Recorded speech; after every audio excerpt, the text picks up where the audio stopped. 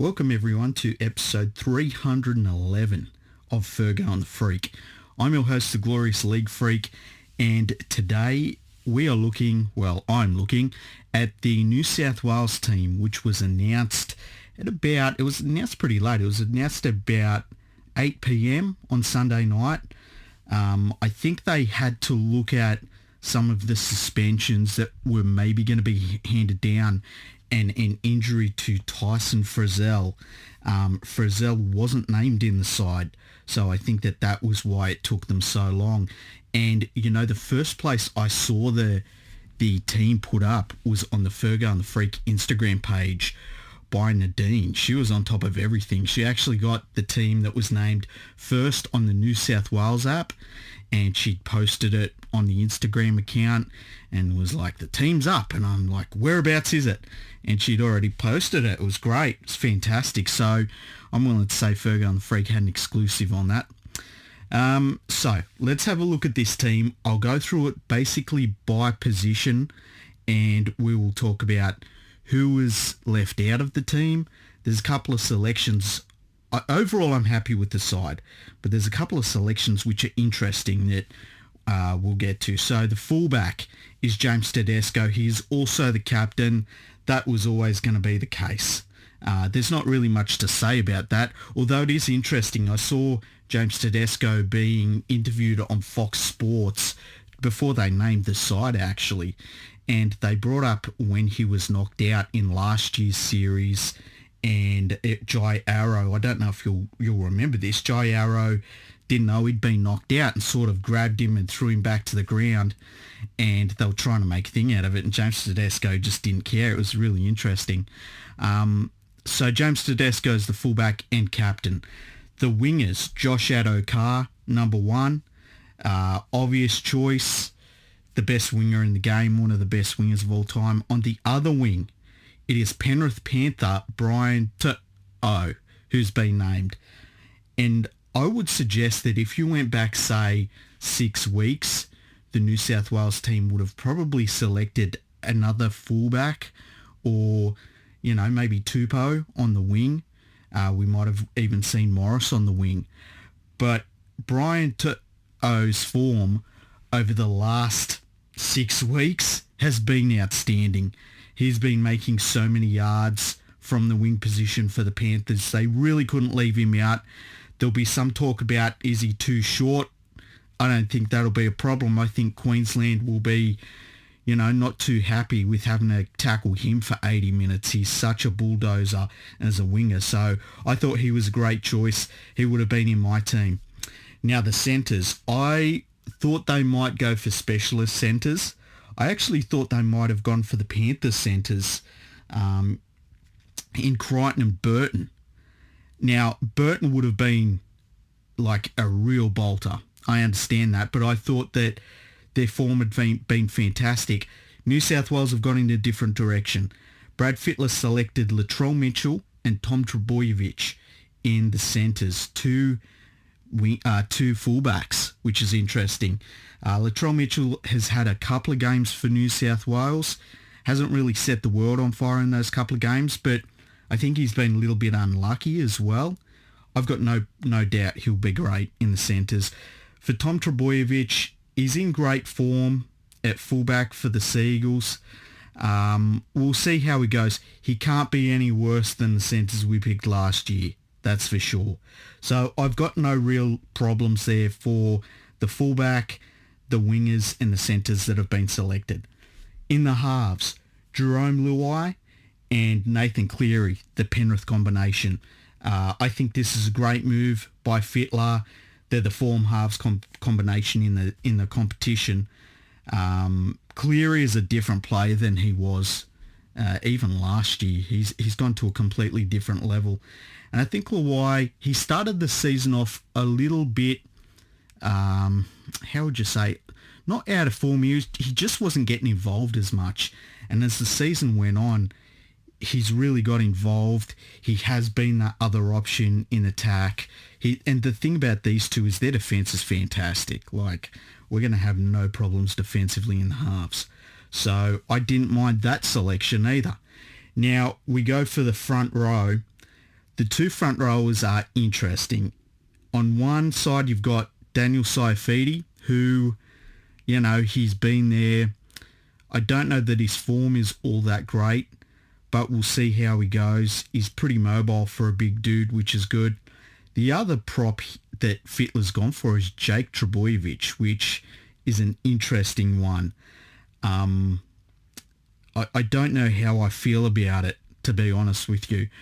We're always going to have to need a lot of mobility in this New South Wales team just because of the rule set we're playing under. So I guess that they're looking along those lines. I think Jake Trbojevic hasn't been in good form this year. Over the last couple of weeks, he has been better, but I don't know if it's enough to have put him into my State of Origin team. But nevertheless, he's there in the front row. The hooker is Damian Cook, which I think it was always going to be Damian Cook. There's been a lot of people saying that Cook hasn't been in great form for Souths. I think Souths forwards, the fact that they've not been going well over the last probably month and a half, that really has hurt Cook's ability to get out of dummy half. I've got no doubt he'll be fine for New South Wales playing at hooker, so that's not a problem. Now the back row, we've got Cam Murray, we've got Tariq Sims, and we've got Isaiah Yeo. I like this back row. You got some workmen there. Murray's a very good player. He's had a great season. Yeo is a great player, really good footwork for someone his size, and Sims gives you a little bit of punch. He's been a good player this year, and so I've got no problems with that back row. Now we go to the bench, and it's some interesting selections here. Jack Whiten on the bench. I don't understand it. I think Whiten's form this year has been terrible. I can't believe he's in the team. I can understand that he could cover in the centres if needed. He could probably cover fullback if needed. You could put him in the back row. He could play 5'8" if you had to. But it's still a little bit of a weird one. His form has just been terrible. Junior Paulo, I love Junior Paulo. I probably would have started with him. He's a fantastic player, huge with the go forward, got a nice offload. Can't go wrong with him. Payne Haas, he should be fine. He's coming off the bench. I think that's an interesting choice. It'll be interesting to see the side that Queensland picks, because I could see where Haas or Paulo starts for Trbojevic, or maybe Tariq Sims goes to the bench, but we'll wait and see on that. And then Liam Martin for the Panthers. He is the 17th man. Good ball runner. He's been playing off the bench for the Panthers this year, so he's used to that role. He will come in and, he can cause some problems for Queensland. So that I thought that was a good selection too. And I think he was probably brought in for Tyson Frizzell.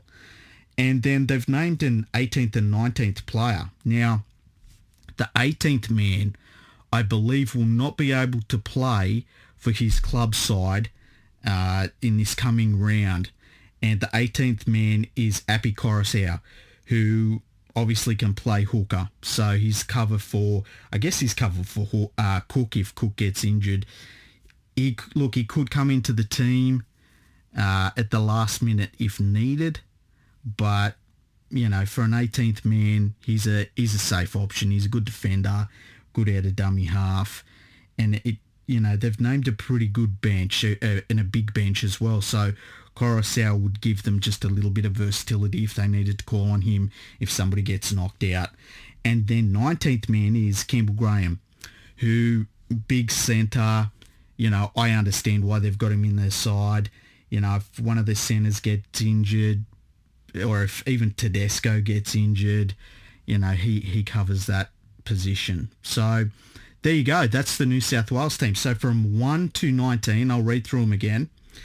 It is James Tedesco, Josh Addo-Carr, Latrell Mitchell, Tom Trbojevic, Brian To'o, Jerome Luai, Nathan Cleary, Daniel Saifidi, Damian Cook, Jake Trbojevic, Cameron Murray, Tariq Sims, Isaiah Yeo, Jack Whiten, Junior Paulo, Payne Haas, Liam Martin, Api Coruscant, and Campbell Graham. I have to say overall, I don't mind this side. I think they've chose a lot of informed players. I think it's got pretty good versatility. I don't think there's anybody that is so out of position or so out of form that they really jump out outside of Whiten. But I can see why they've picked Whiten as well at the same time. Good side. As for who has been left out, look, Angus Crichton would have been in there if not for his suspensions. Tyson Frizzell, I think, would have been in there. He's got a leg injury that come out of that Newcastle game, so that's no good for him. Victor Radley, I think, would have been one of the first selected if he hadn't have got a 5-week suspension for basically everything, his existence. And yeah, nice side. I will put up a quicker podcast when Queensland names its team. They're going to name their team on Monday, so it will be a bit of a short episode, obviously, but they wait to name their team. I think they have a big official function up in Queensland for their one, whereas New South Wales tends to leak it to the media all day and then name it really late at night. So there you go. Now, the venue we're playing at will also be confirmed on Monday. I will add that venue confirmation to the Queensland team when I do that podcast. I tend to think that they're going to move it away from Melbourne. Most of the talk has been that it will move to Townsville, but the New South Wales government has said they will stand in and offer Bankwest Stadium and try and get the game played there. I don't know why they would play it at Bankwest. You'd kind of just played it, the Olympic Stadium at Homebush, but, who knows what's going to go on with that. I still wouldn't be shocked if the game was played in Canberra, and I've got my fingers crossed that they're going to play the game in Auckland, but that's a very, very, very long shot. So we'll wait and see. So what do you think about this side? The New South Wales team is always really polarising, but I haven't seen any huge criticisms of the team so far. You've got a lot of plays in there from Penrith, but you'd expect that. They're undefeated. It's going to be interesting to see how Penrith go this weekend without all of these players in their team. I think we play the Tigers. So if the Tigers can't beat a Penrith team with all of these Panthers players out of it, man, they've got some real problems, but we'll wait and see on that one. Now, in other rugby league news, there were some murmurings and rumours going around that prominent players in the NRL and prominent people in the NRL are looking to remove Peter V'landys from his position as the chairman of the head of the Australian Rugby League. There are a lot of people that are upset at V'landys, and it all comes down to the way that he has handled these rule changes that he basically has done of his own volition. There was no consultation with the referees. There was no consultation with the players, no consultation with the coaches. He just sort of come out and said, we're going to have these rules. In fact, the only person that I heard him really, he talked about consulting with was the former head of Channel 9 at the start of last year, or the restart of last year after COVID. And that man was the one that put forward the idea of this 6 again rule, which has been terrible for the game. We've just watched another weekend of football where so many players have been sent off. There's been so many players who have been put on report. It's absolutely ridiculous at this point. Also inconsistent calls with who gets sent off and who doesn't. And I think everyone's had enough of it really quickly.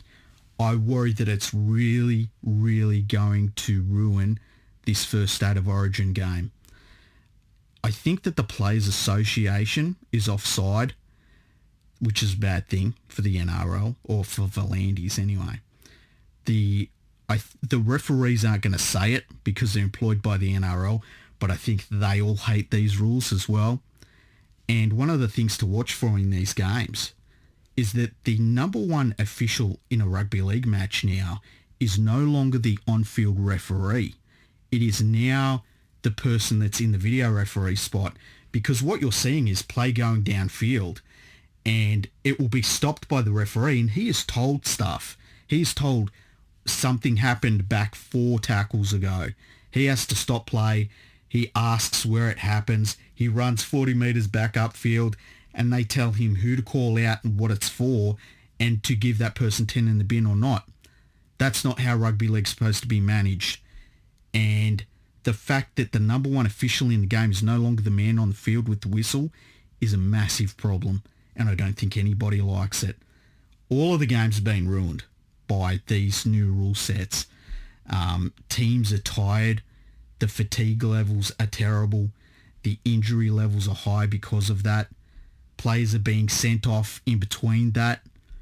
It's just turned the closest sporting competition in the world into one where most of the games are absolute blowouts, and most of them aren't fun to watch. Like, it's a real grind to watch a lot of these games. And there were so many games this weekend, and I watch all the games. There's so many games this weekend that I'm watching them, and I'm thinking to myself, I can't believe there's still 20 minutes left in this game. Like, they just go on and on forever. And they talked about wanting to have less stoppages. Well, as it stands right now, the referee can stop the game. You've got the 2 captains can stop the game to challenge a referee's call. You've got the touch judges that can stop the game. You've got the man in the video referee's box who can stop the game. And he can stop the game at any point he wants, but he can also stop the game when a try has been scored. But then you've got all of the trainers who can also stop the game when they feel like they need to take a player from the field. And it's just a mess right now.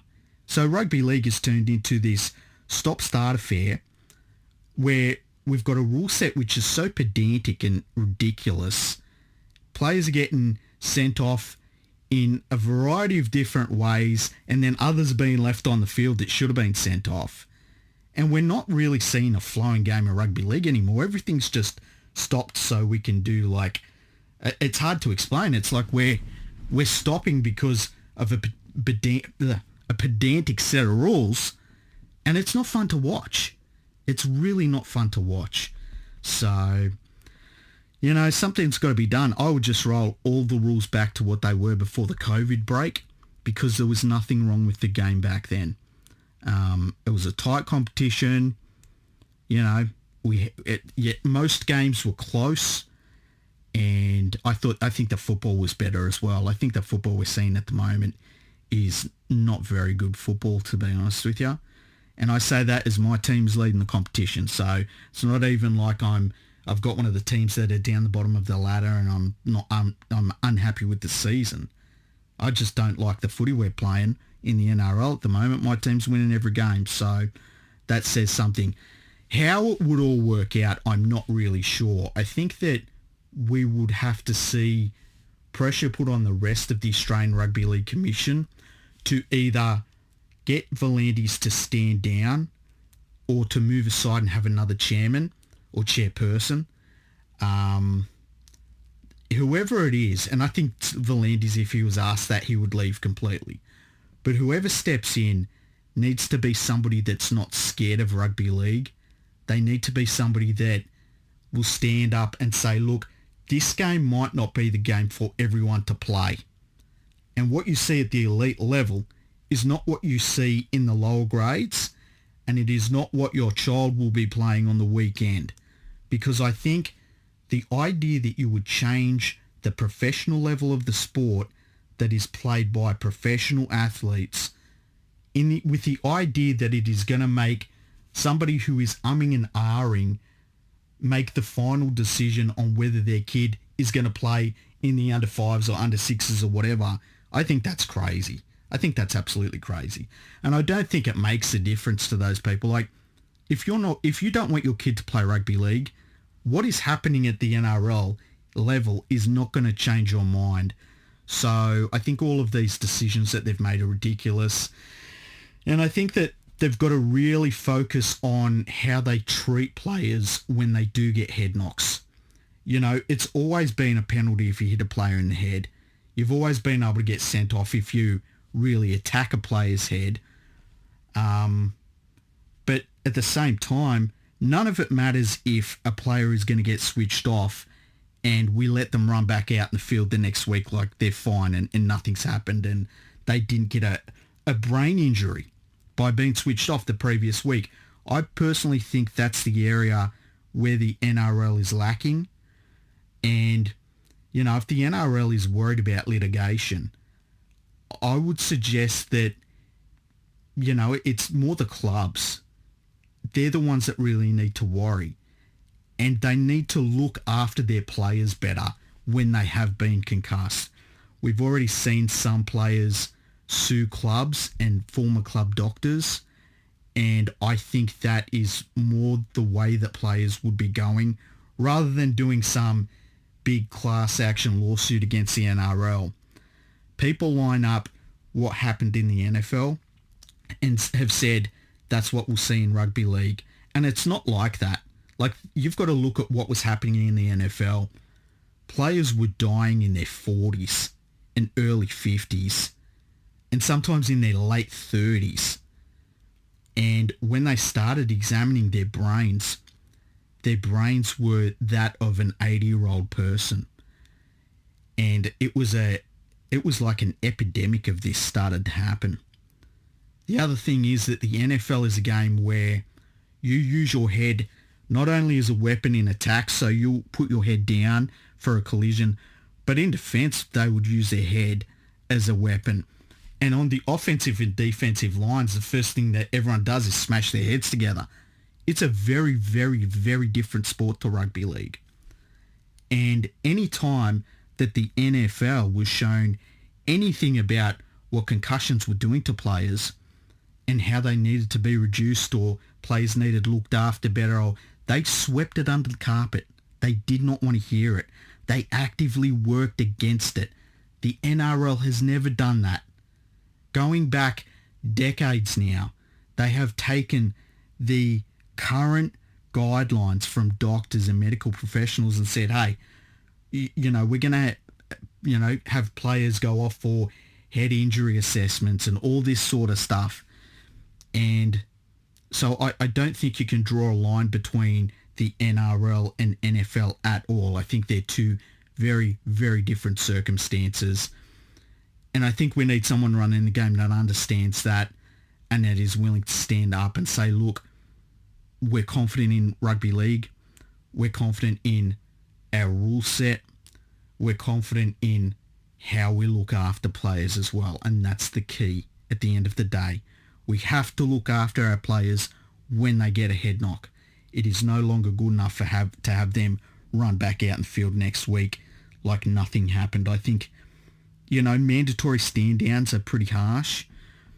If it was a 1-week mandatory stand-down, if you didn't pass a HIA in a game, I'd have no problems with that. And from there, it needs to be left in the hand of doctors. And, I don't know if the NRL appoints specialists in this area that players go to assess when they can come back, but something needs to be done. It can't go on like this. So we'll see what happens. I'd be shocked if Volandis did end up getting ousted. I saw somebody on Twitter saying that they expected him not to be around next year in terms of being the head of the NRL anyway, and that he was going to stand down at the end of the year. I don't get that sense, but I think we need change, and we need somebody running the game that is confident in the game.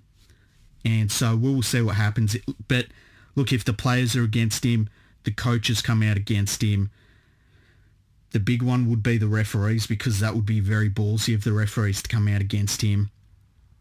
You've got a lot of people in the media that are changing their tune on him, especially after these rule changes. There's very few people that are really confident in what he's been doing lately. And I think fans hate it. I think the vast majority of fans hate what has happened to the game. So that is something that could be brewing under the surface of the sport for the next, who knows, however long it takes. And I think if this first State of Origin game is a mess and we see players getting sent off and it's a blowout, or, the game is ruined by how many players are sent to the bin, which is not out of the question because that's what we've seen in a lot of NRL games. I think that we could see the momentum of going and trying to oust Peter V'landys really stepping up. And look, if V'landys goes, you've got to get rid of Graham Annesley because he's involved in it as well with his stupid little Monday variety show. I mean, that's ridiculous that he's doing that. I'd leave Andrew Abdo in there in the CEO role because the guy he doesn't really do anything. So at this stage, I don't mind somebody that doesn't stuff everything up. I think that's probably a good thing. So there we go. They're the two big news items. As for the games this weekend that I watched, not really much to write home about. The Panthers won again. Pretty easy win over the Bulldogs. It was weird to see the way that people on Twitter were carrying on when the Panthers weren't up by 40 points after 40 minutes. But they did what they had to do. They scored one really fantastic try through Stephen Crichton. But, yeah, they kind of did what they had to do. The last game between Manly and Newcastle was a pretty interesting game. Once again, it was stuffed around with all of these send-offs and stuff. But Newcastle come out and they played pretty well. They didn't play ridiculously well, but they just played with a bit of backbone. And as myself and Jessica were talking about, Jessica Dunn, in the last episode before this one, hopefully you've listened to that by now, this Newcastle side has rolled over and died a lot this year. So to see them go on and win the match, it was a pretty interesting game. So it was good to see them win for Jessica anyway, because she's been having a real rough time of it supporting the Knights. I don't know what that's like because I'm a Panthers fan. Anyway, go to our Instagram page. It is active. It is humming along. Nadine's got that thing going great. We've got some interesting guests coming up this week. I'm not going to tell you who they are. You'll just have to find out. I'm going to try and get that stats guy on. I mean, what's he doing bludgeon looking after a baby? Come on, it's been a week, Andrew. Surely that thing can look after itself by now. Far out. Go to leaguefreak.com. I'm very active on there at the moment. There's a few things that you'll probably find are funny, some things you'll find interesting. I'm not just writing about rugby league on there at the moment. I'm writing about a lot of different sports. So go there. Go to rugbyleaguepodcastingnetwork.com. There's all the best independent podcasts in rugby league on the one site. So you're sure to like that one. Go to fergoandthefreak.com. That's our website. You will enjoy that. We've got everything. We've got a section for all the guests we've had on, which is really cool. We've had so many guests. It's pretty amazing. We've got a section for all the history episodes as well. So if you want to go back and see all of the history episodes in one place, fergoandthefreak.com, click on the history part. Also, go to rugbyleagueproject.org. If you want any rugby league statistic on planet Earth, that's the place to go to. I highly recommend it. I think we all use it, to be honest. So go there. Also, Patreon. What we want is for you to get $2, okay, of your whatever sort of money you're using. It's all in the ether these days anyway. You go to patreon.com/RL Project. You put $1 in that one. You go to patreon.com/League Freak. No space. You put $1 in that one.